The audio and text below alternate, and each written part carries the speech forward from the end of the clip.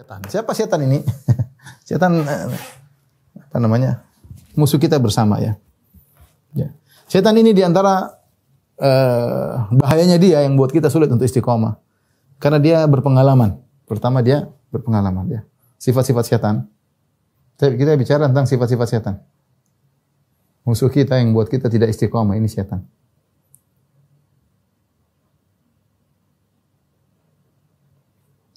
Di antaranya ya tidak kelihatan. Repot ya, tidak kelihatan. Innahu yarakum huwa qabilu min haitsu la taranahum. Kata Allah Subhanahu wa taala, innahu yarakum huwa wa qabiluhu min haitsu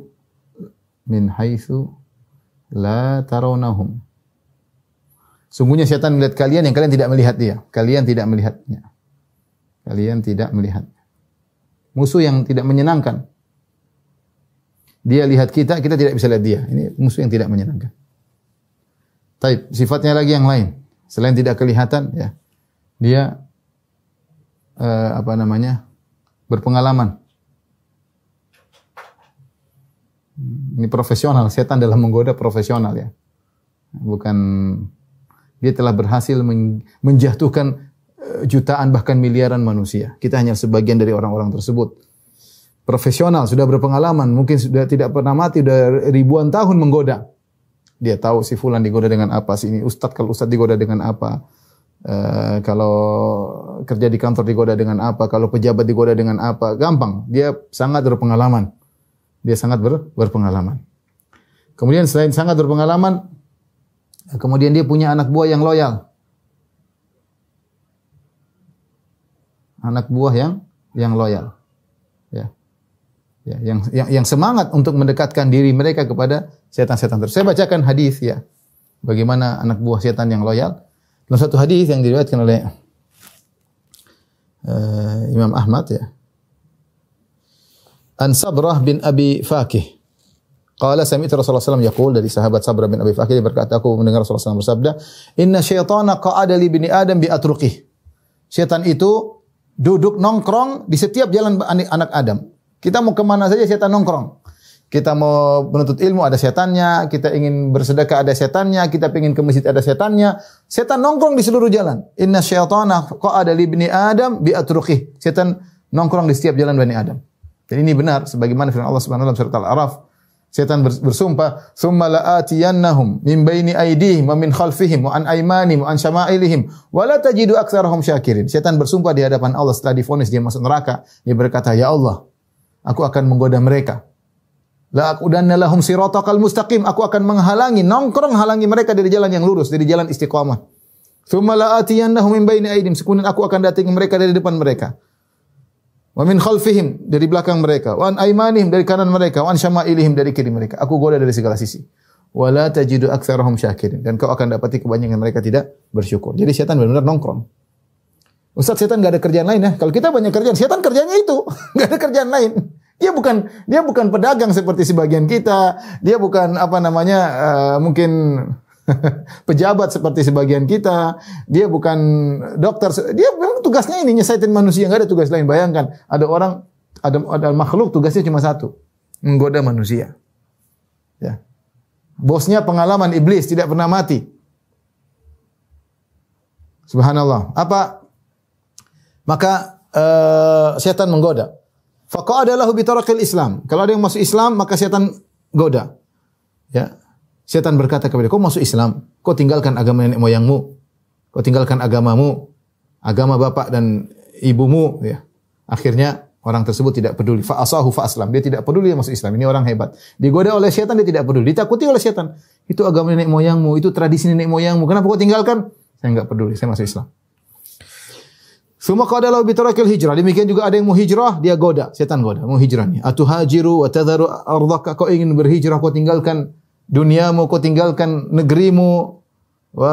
Kemudian wa inna ma mathal muhajir ka mathal faras fi tiwal, qala fa asaw fahajar. Dia tidak boleh, kemudian dia berhijrah. Ini seperti ini orang hijrah digoda, mau meninggalkan ini, meninggalkan pekerjaan, nanti kamu ditinggalkan teman-teman. Setan menggoda, ada yang bisikin. Ada memang kerjaannya seperti setan ya. Dan subhanallah setan tidak pernah tidur. Setan tidak pernah tidur ya. Makanya Nabi mengatakan qilu fa inna syaitana la yaqil ya. Ya, tidur siang, setan tidak tidur siang ya. Setan kerja terus. Kalau setan tidur enak kita istirahat. Setan tidak tidur. Kerjanya godain kita terus. Ada yang berhijrah diganggu.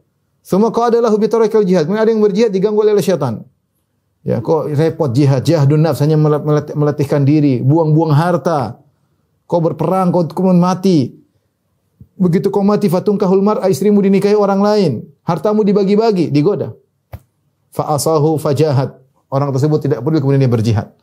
Maka Rasulullah SAW berkata, "Faman fa'ala dzalika minhum famata, kana haqqan 'ala Allah an yudkhilahul jannah." Siapa di antara mereka melakukan hal tersebut tidak peduli dengan syaitan, kemudian dia meninggal, maka dia wajib bagi Allah untuk masukkan dalam surga. Ya. Au qutila kana haqqan 'ala Allah an yudkhilahul jannah wa in ghariqa kana haqqan 'ala Allah an yudkhilahul jannah wa qasatu dabbatu kana haqqan 'ala Allah an yudkhilahul jannah. Kata Nabi, kalau dia berperang, entah dia menang, entah dia meninggal, entah dia tenggelam, entah dia jatuh dari kudanya, dia akan masuk surga ya. Dia akan masuk surga. Di sini lihat ketika Nabi SAW berbicara tentang setan yang punya banyak yang semangat menggoda ya. Nabi menyebutkan bagaimana setan menggoda perkara-perkara yang penting ya. Semua pintu kebaikan ada setannya yang ingin menghalangi. Tapi Rasulullah sebutkan di antaranya masuk Islam, di antaranya hijrah, di antaranya jihad. Di antaranya hijrah. Kita bicara hijrah. Kita hijrah kan ada dua hijrah yang secara fisik meninggalkan negeri ke negeri yang lain, dari negeri kafir menuju negeri Islam untuk bisa beribadah, dan juga hijrah yang lain adalah hijrah meninggalkan kemaksiatan. Al-muhajir man hajara ma nahallahu an. Orang berhijrah sungguhnya yang meninggalkan apa yang Allah larang. Sekarang alhamdulillah hijrah lagi booming.